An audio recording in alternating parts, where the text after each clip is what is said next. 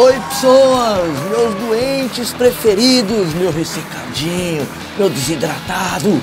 Estamos aqui mais uma vez para falar de mais um caso clínico.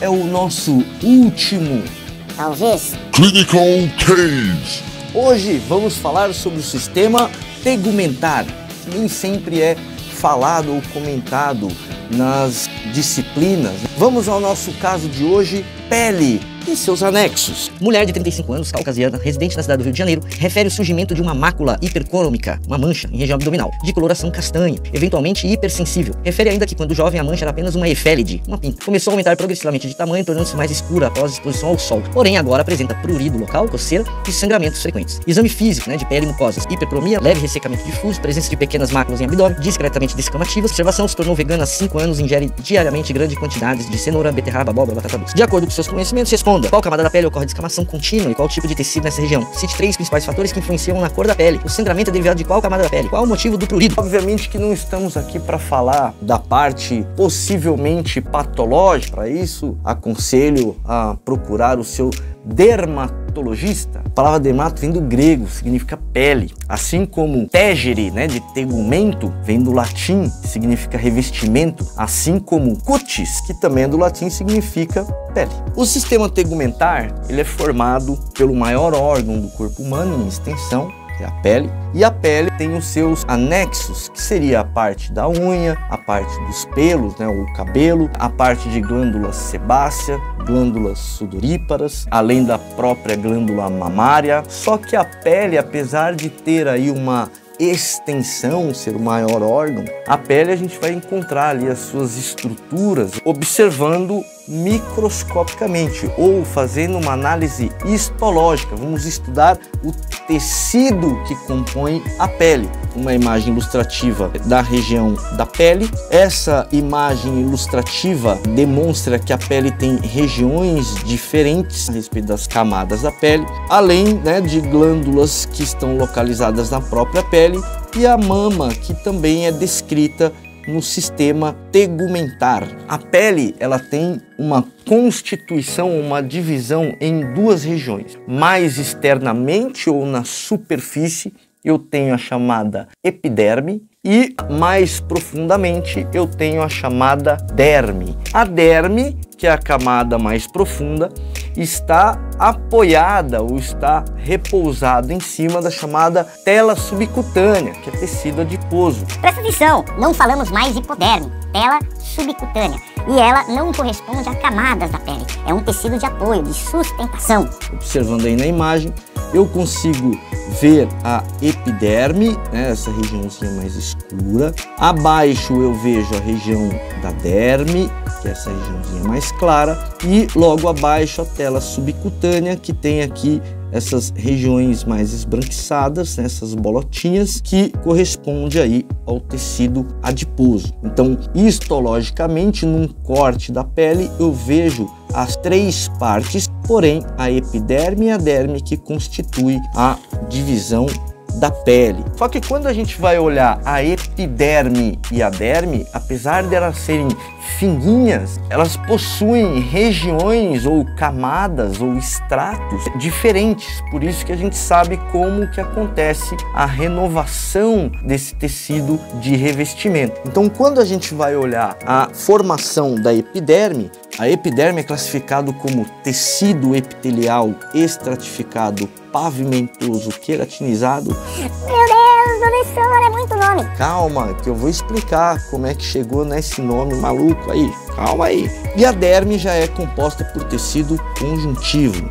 Para você nunca esquecer, lembre que a proteína de grande importância da epiderme é a chamada queratina, formada aí pelas células conhecidas como queratinócitos. Já na derme, as proteínas produzidas de grande importância é o colágeno e a elastina, produzida lá na célula conhecida como fibroblasto. Presta atenção! Então a epiderme, que é a camada mais fininha, 1,5 milímetros, que é a espessura, só que microscopicamente a gente vê um montão de camada. Olha lá. Então quando a gente observa da parte externa para a parte interna, né, ou de superfície para a parte interna. Eu tenho lá o extrato córneo, abaixo dele o extrato lúcido, o extrato granuloso, o extrato espinhoso e o extrato germinativo. Eu tenho partes da pele que é o aparecimento de pelos, pele pilosa, tem folículo piloso, e eu tenho a pele mais espessa, mais grossa,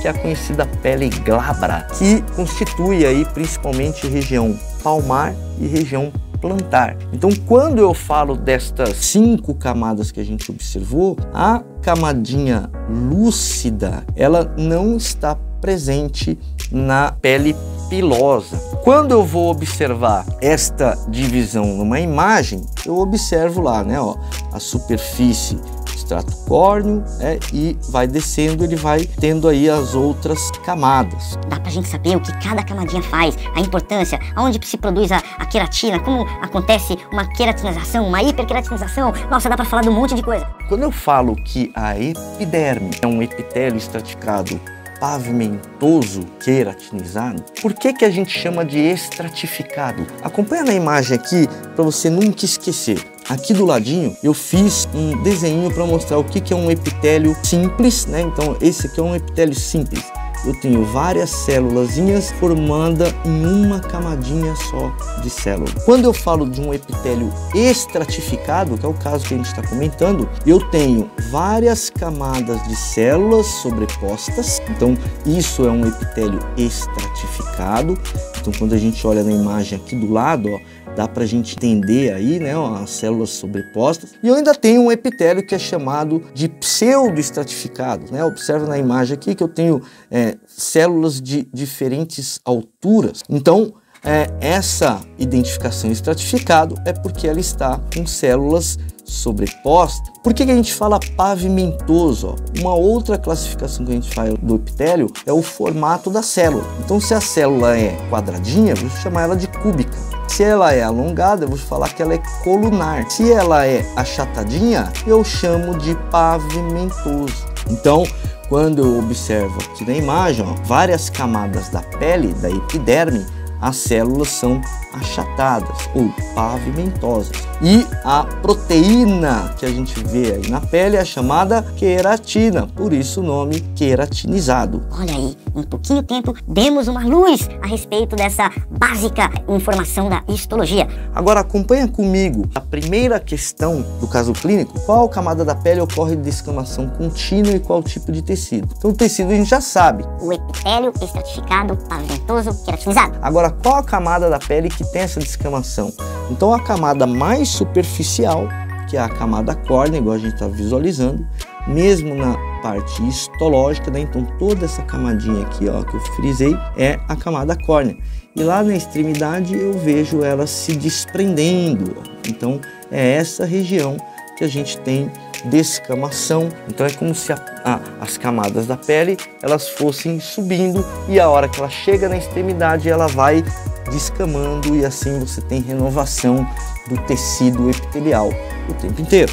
Na segunda questão, 3 fatores que influenciam a cor da pele. Então um dos fatores, até falando do caso clínico, né, que a pessoa passou a ser vegana, o chamado caroteno, né, o conhecido beta-caroteno, que é encontrado em um monte de alimentação, ele pode influenciar na cor da pele. Geralmente ela fica um pouco mais amarelada, né? O beta-caroteno tem várias funções, né, para imunidade, proteção da pele e tal, mas em excesso ele pode alterar a coloração. Outra situação que eu posso ter mudança da cor da pele é a vascularização. Quanto mais sangue eu tiver circulante na região da pele, mais precisamente da derme, que é a região vascularizada, que é onde tem sangue, quanto mais sangue tiver lá, mais pigmentada fica a pele. Por isso que mesmo que você não tenha grandes conhecimentos na área, quando uma pessoa não está bem, como que você identifica que ela está pálida? Porque ela muda sua coloração quando a superfície tem uma circulação de sangue menor do que tem no dia a dia. E uma outra situação que envolve diretamente a pigmentação da pele é uma célula conhecida como melanócito, na camada basal, produz um pigmento castanho que é a chamada melanina. E essa melanina, ela sobe e vai escurecendo a região da pele. Portanto, quando eu pego a diferença entre raças, o negro ele tem uma quantidade de melanócitos muito maior. Quanto maior o número de melanócitos, maior a produção de melanina. Se quem tiver melanócito, então, não produz nada de melanina, albinismo. Na próxima questão, o sangramento é derivado de qual camada da pele? Então a derme, ela é vascularizada. Lá que eu tenho grande circulação de sangue, né? Artérias, veias, capilares, etc. A epiderme não tem vaso sanguíneo. A epiderme, ela tem a nutrição dada pela derme, que é o tecido aí que está abaixo. Então o sangramento é derivado sempre da camada da derme. Mas vamos lá, a derme já é uma camadinha mais espessa, né? De 0,6 milímetros a 3 milímetros. E é dividida em apenas duas camadinhas ou dois estratos, o extrato papilar e o extrato reticular. Então na imagem aqui, que a gente vê mais escura, é a epiderme. E aqui embaixo tem a derme. Então quando eu vejo essas regiões de projeção, que a gente chama de papila, eu tenho chamado extrato papilar. E na parte de baixo, tenho ali a última porção, é o chamado extrato reticular. Então observando na imagem aqui, ó, lá em cima onde eu tenho essas papilazinhas é o extrato papilar.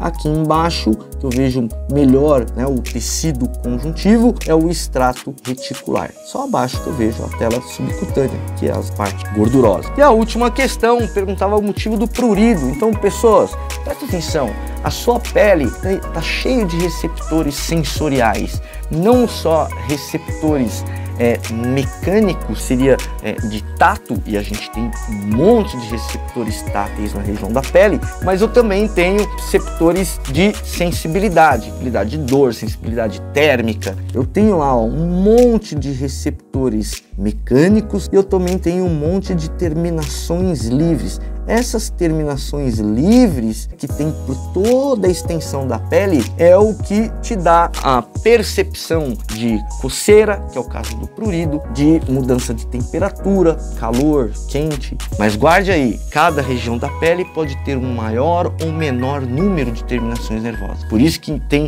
regiões da pele onde você tem mais sensibilidade e regiões da pele onde você tem menos sensibilidade. Muito bom, pessoas! Tem muito mais coisas que poderiam ser faladas, mas eu vou voltar com novas ideias, novas formas de você aprender sobre esta máquina que é você. Você sabe tudo sobre um monte de coisa, mas às vezes não sabe nada sobre o seu corpo.